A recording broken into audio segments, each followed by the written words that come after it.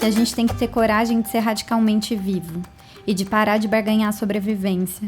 Eu acredito muito nisso, assim.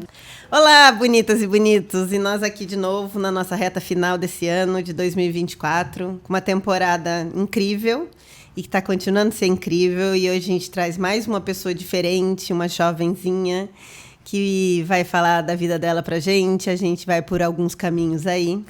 E eu vou perguntar pra você quem é você, Camila. Quem sou eu? Eu acho que eu sou uma pessoa que parece mais jovem do que eu sou. Ah, mas é jovenzinha, mas é.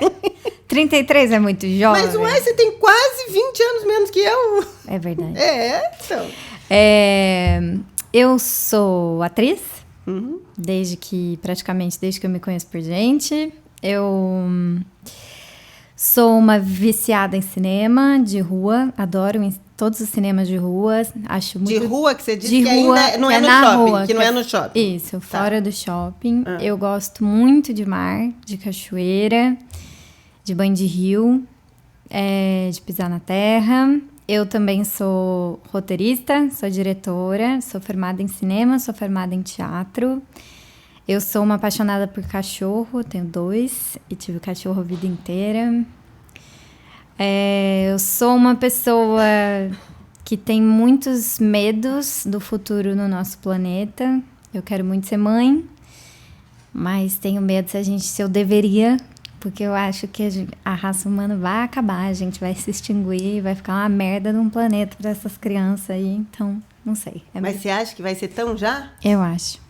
Já sim? Você acha que você não pode ter um filho se ele não vai chegar aos 80? A gente vai muito rápido, assim, a gente vai pegar o fim da Amazônia.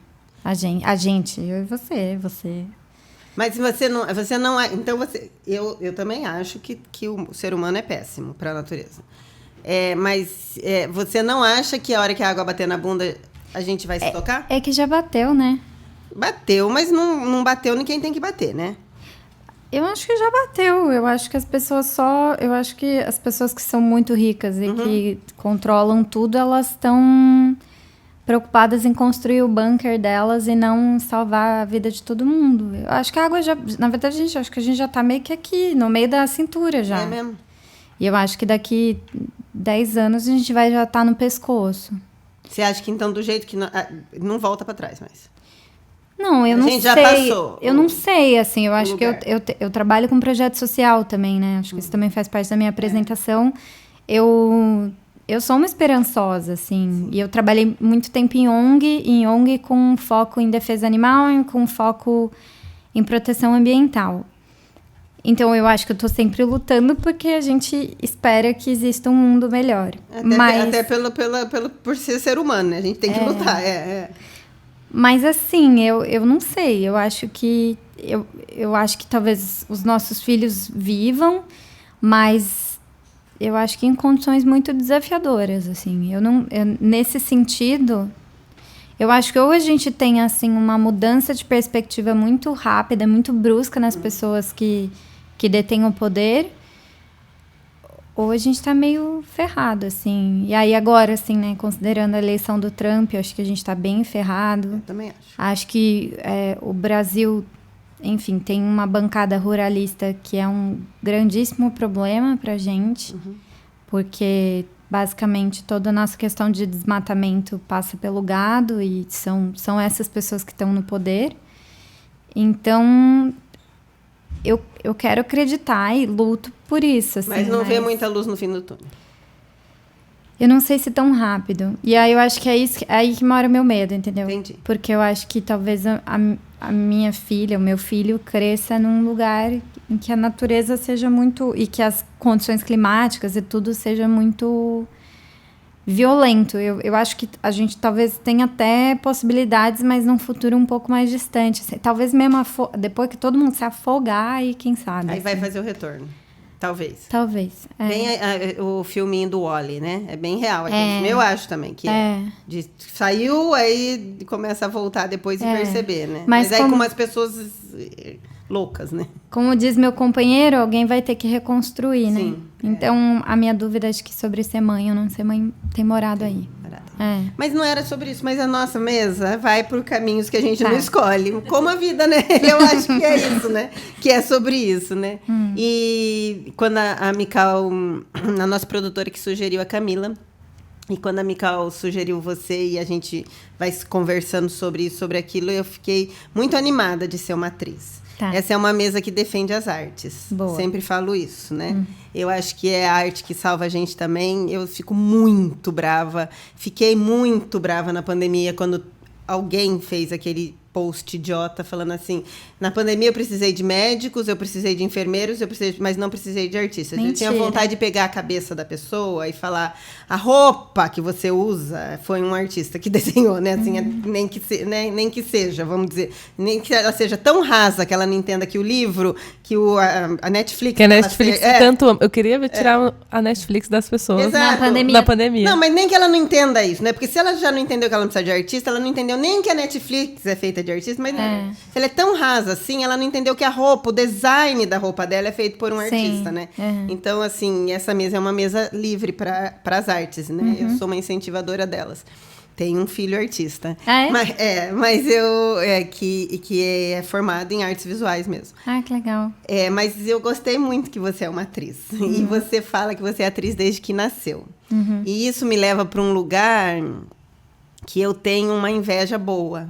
Porque você é atriz desde que nasceu e conseguiu virar atriz, é porque você não teve as podas que as pessoas têm. Não né? tive. E você entende o quão sortuda você foi nisso? Eu acho que a minha mãe, pra época dela, assim, ela foi uma pessoa também que foi muito transgressora, assim. A minha mãe, na época dela, ela fez educação física. Você pode falar quantos anos sua mãe tem? 63. Tá. A mãe dela é tudo. A mãe dela é mais velha um pouco que eu, então ela já é de uma outra... Porque as gerações se contam de 10 em 10, né? Ela é de uma geração antes de mim, entendi. Isso. Tá. E ela fez educação física, que naquela época era considerada uma coisa de homens.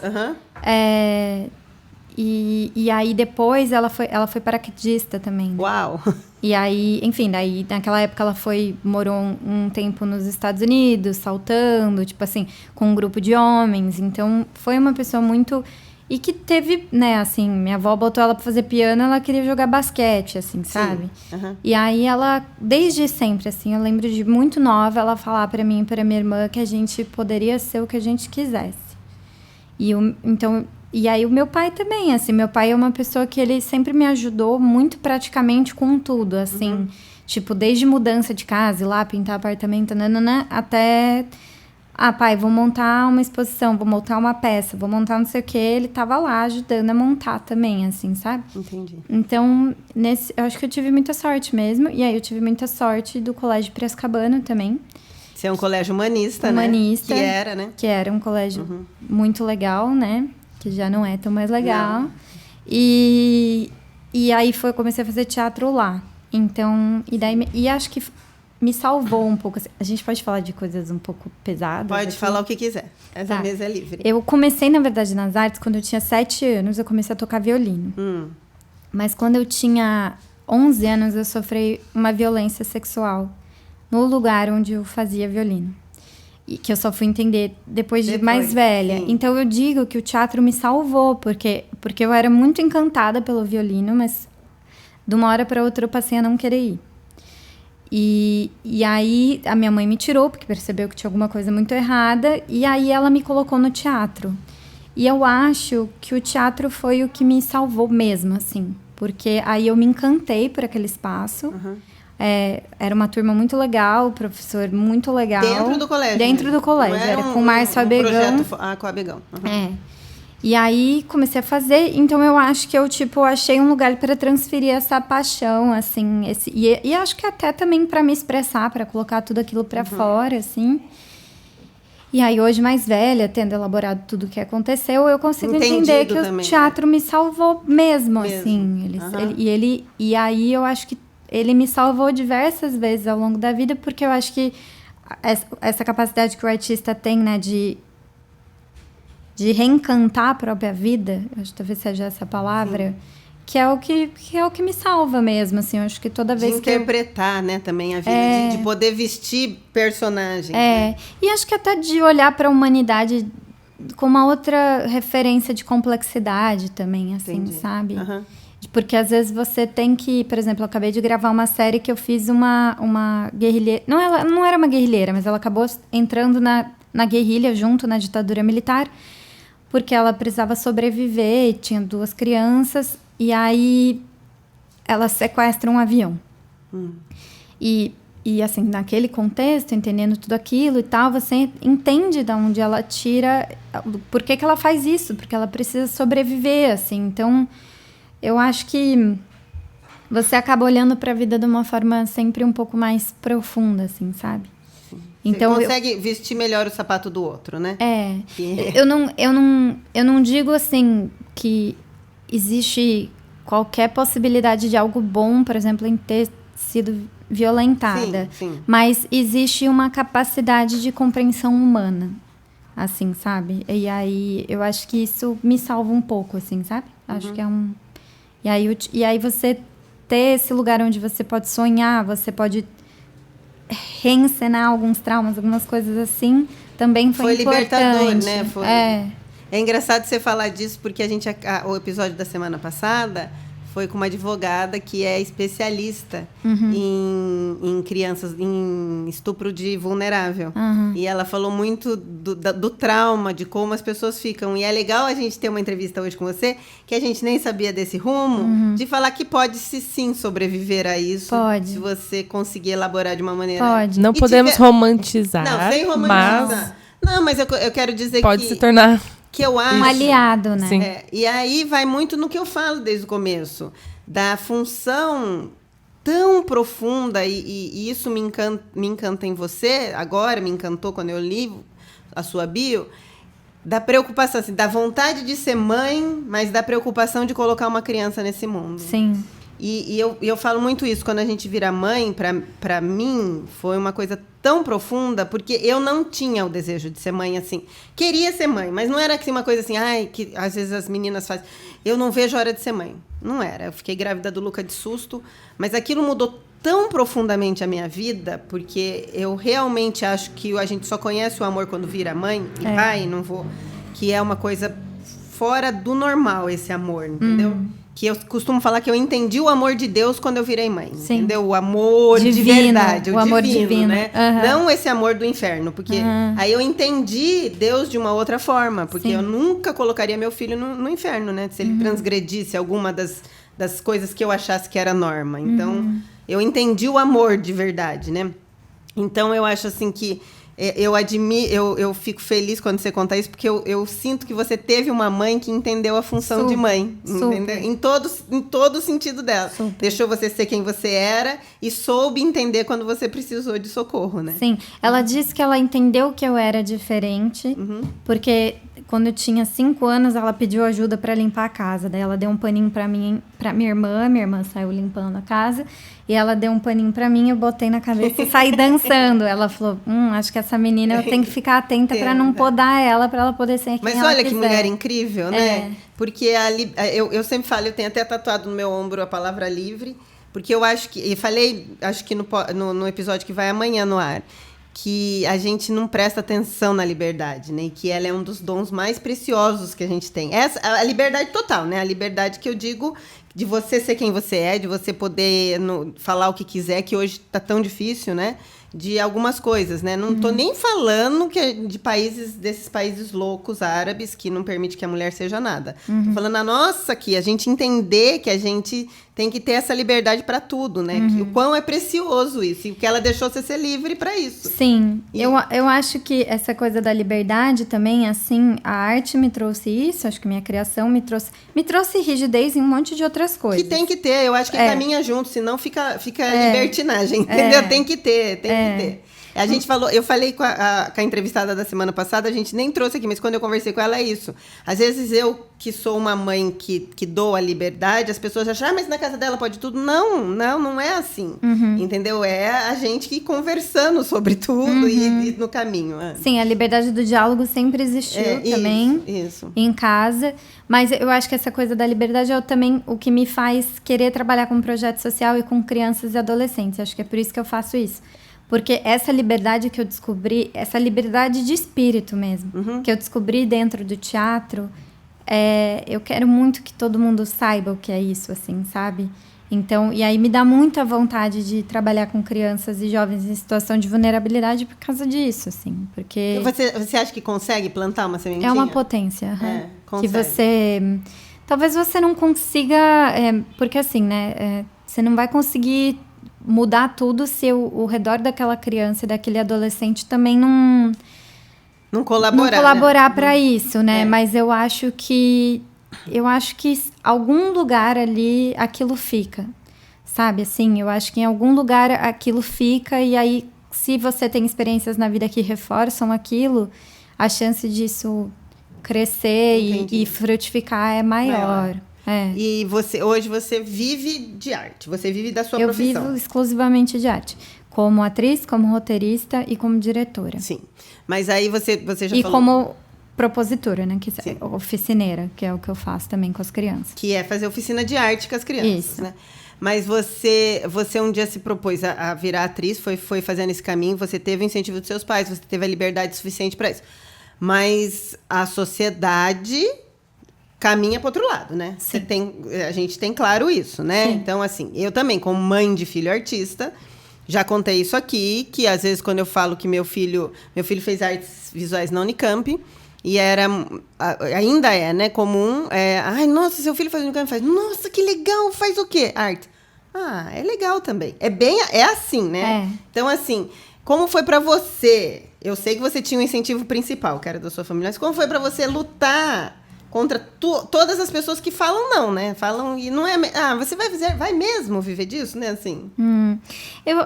Eu acho que nesse sentido nunca foi uma grande questão. Eu acho que quando eu falo de luta, assim, de viver de arte, eu falo mais uma questão de um país que não valoriza o artista também, e que não dá incentivo público, que também, não dá incentivo financeiro. Então, eu já fiz de tudo, né? Eu fui coordenadora de ONG, eu já fui garçonete, eu já trabalhei em produção por valores que eu não deveria ter trabalhado. Roteirista assim. também, né? Roteirista em agência, né? Eu já fui roteirista em agência, aí você vende a alma pro seu diabo. Assim, pro diabo, pro seu diabo não, pro diabo. Pra um diabo. Cada um tem o seu. Não, o meu diabo é legal, sabe? Assim, tipo, quando eu vendo alma pro meu, eu vendo pra coisa legal, assim. Mas daí eu fui também... eu tô, né, assim, como atriz desde os 10. E minha primeira peça profissional foi aos 14. Como no audiovisual, nas outras funções, eu tô há 10 anos.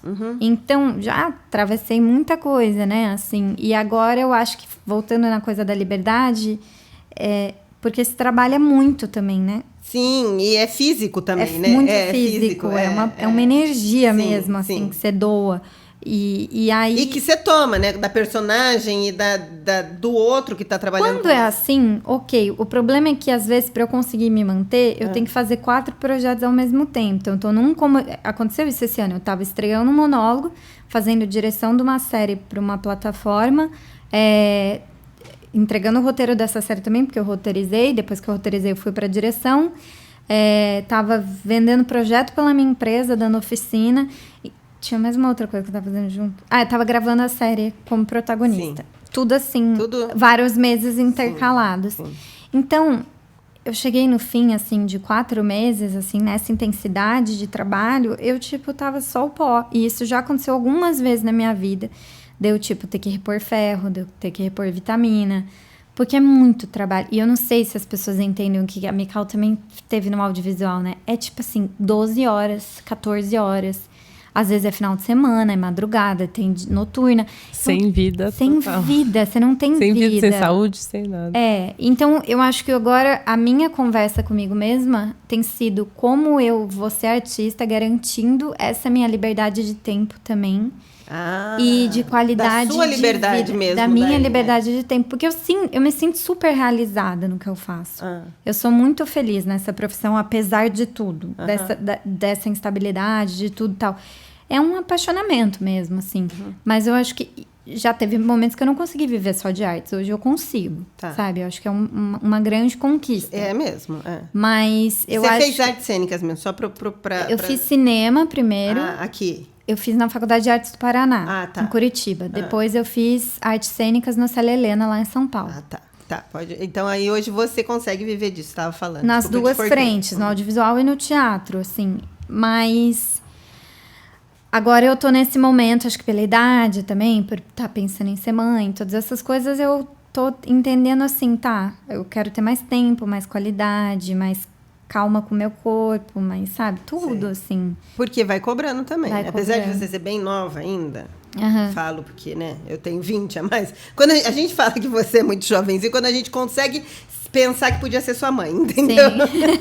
Você vai chegar nisso. Quando você fala, nossa, eu podia ser mãe do fulano. Aí você fala, nossa, é jovem mesmo a pessoa.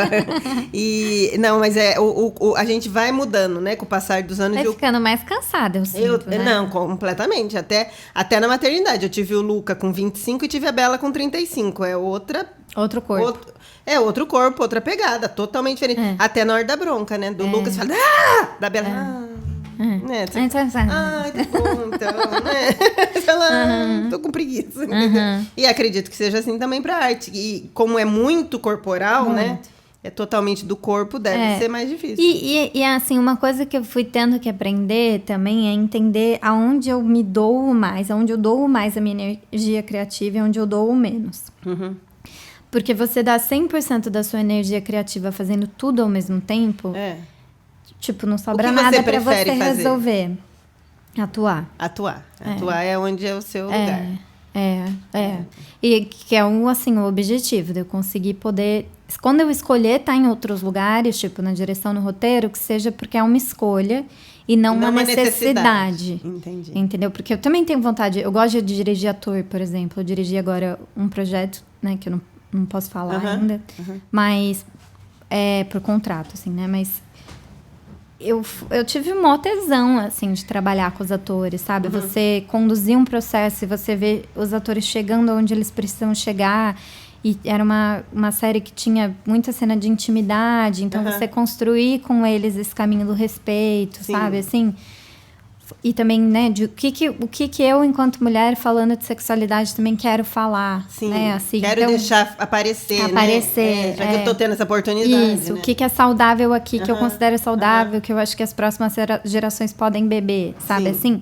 Então, isso é muito legal. Eu acho que esse lugar... Talvez eu nunca consiga ser só uma atriz. Uma atriz. Não só por uma questão de necessidade, mas também porque eu acho, como eu tenho esse olhar muito completo, estudei muito, sou uma pessoa que está sempre indo para festival de cinema, vendo cinema, indo para teatro, vendo museu, nananana, eu acho que eu tenho um olhar muito global.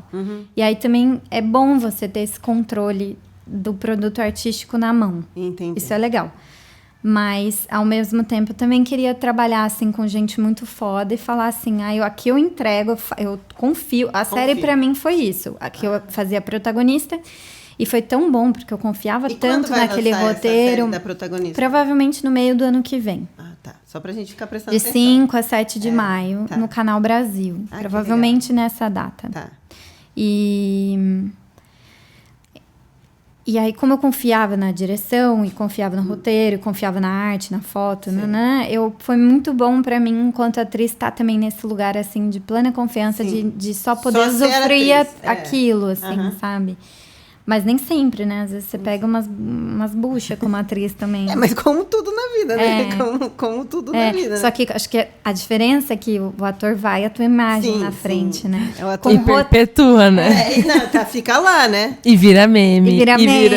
Como roteirista, por exemplo, eu já fiz várias buchas.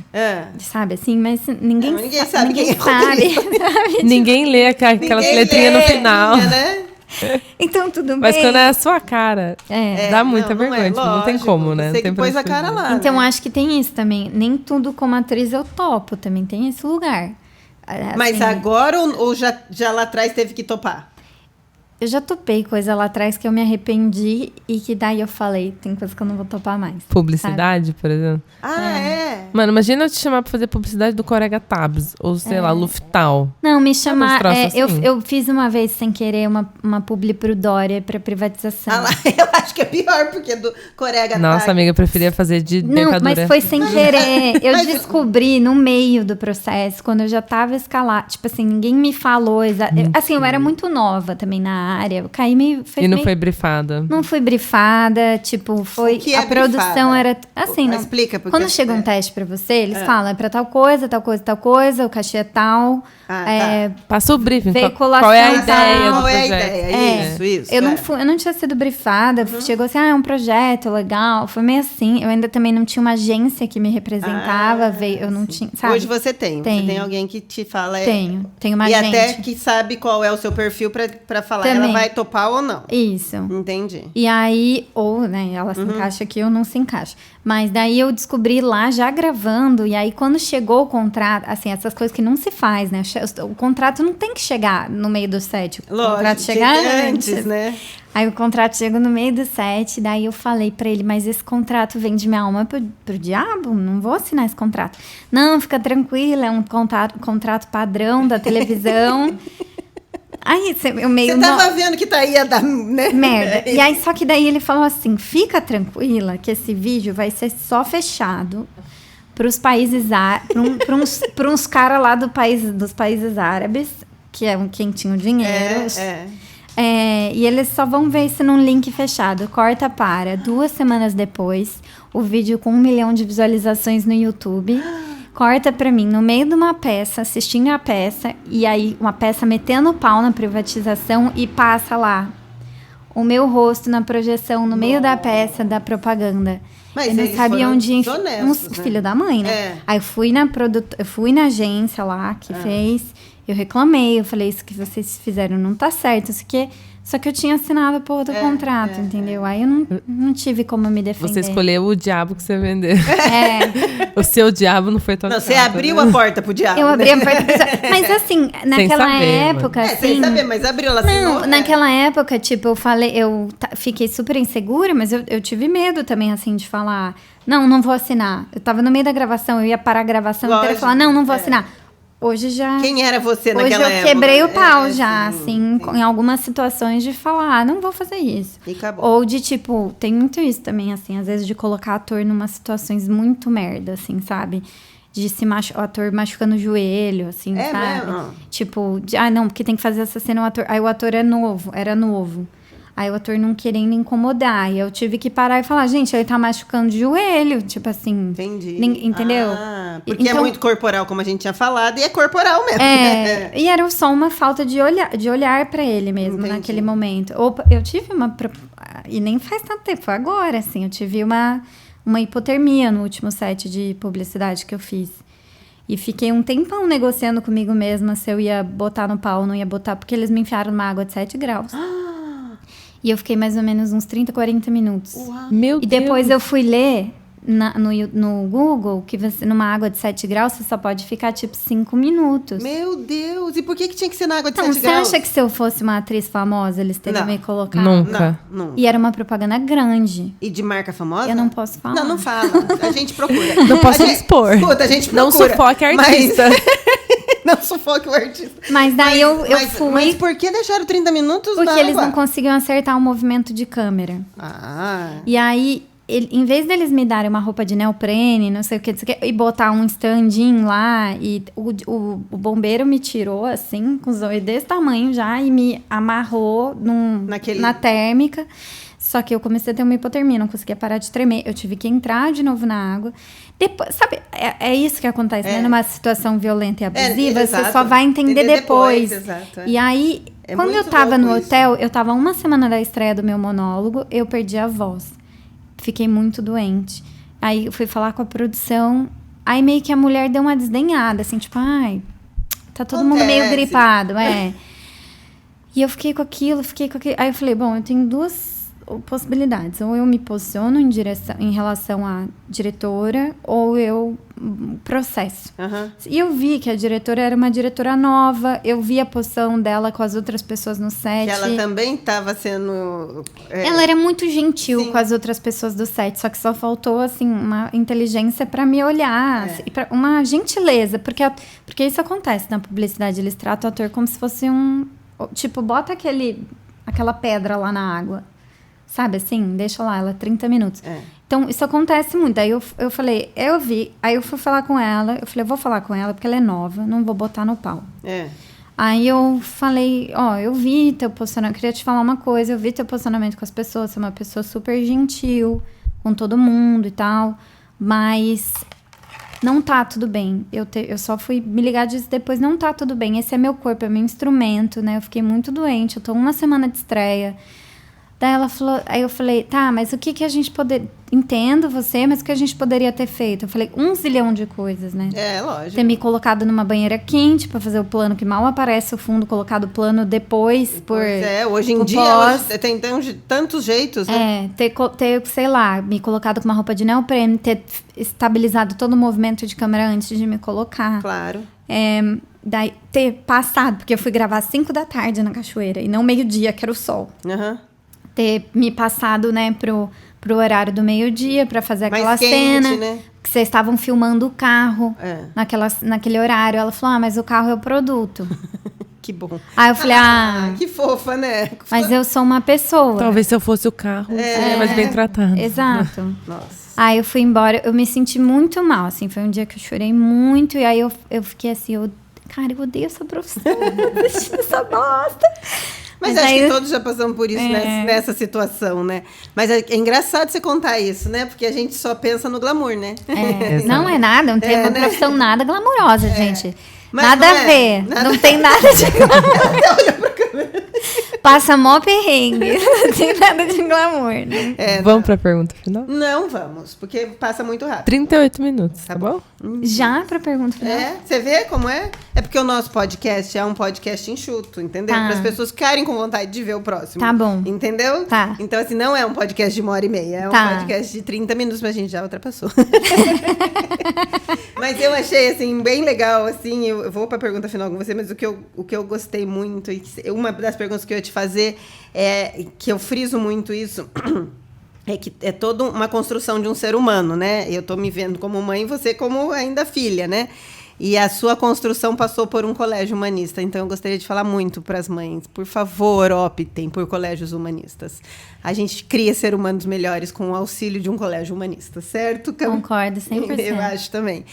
Tenho muito dó do colégio que a gente já citou não ser mais um colégio humanista.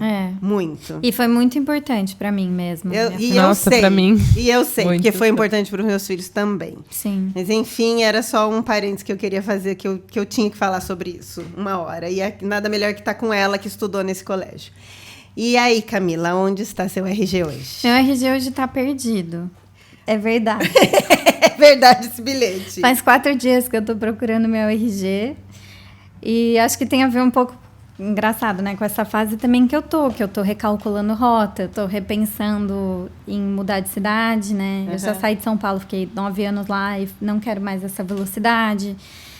E aí tô pensando em mudar para Bahia, mas tô entendendo como fazer essa transição profissional. Sim, então eu acho que o RG pessoal, ele tá muito encontrado, assim, quem eu sou, onde eu tô, como, né, assim, eu sei do meu coração. Do seu lugar. Do meu coração, da minha relação de amor, da minha família, disso tudo eu sei muito, mas o meu RG profissional, ele tá em transição, eu acho.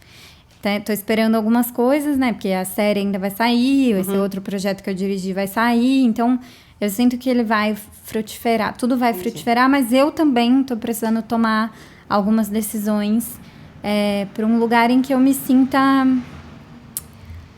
fazendo a minha vida valer a pena, assim, nesse lugar da calma também, assim, sabe? Do ócio. Sim, de se permitir.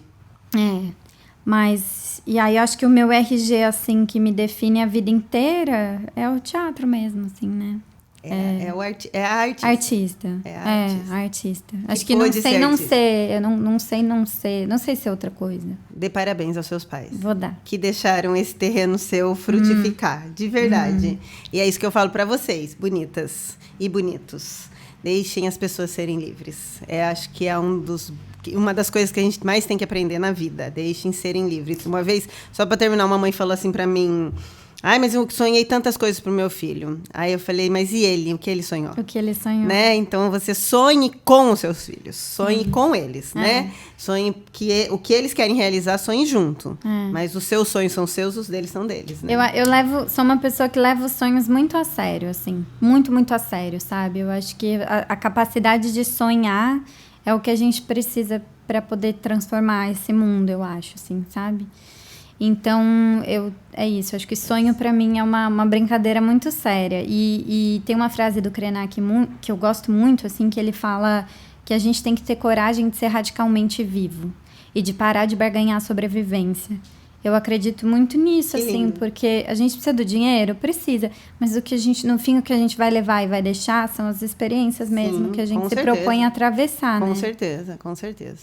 É isso, bonitas e bonitos. Esse foi o nosso episódio de hoje. Muito obrigada, Eu que Camila, agradeço. de ter sentado na nossa mesa, de ter dado seu tempo. Tão especial, tão profundo, e eu adorei. Adoro conversar com os jovens, adoro. Obrigada. Muito obrigada mesmo, Até. viu? Você sempre é bem-vinda, tá bom? Tchau, queridas e queridos. Até a próxima.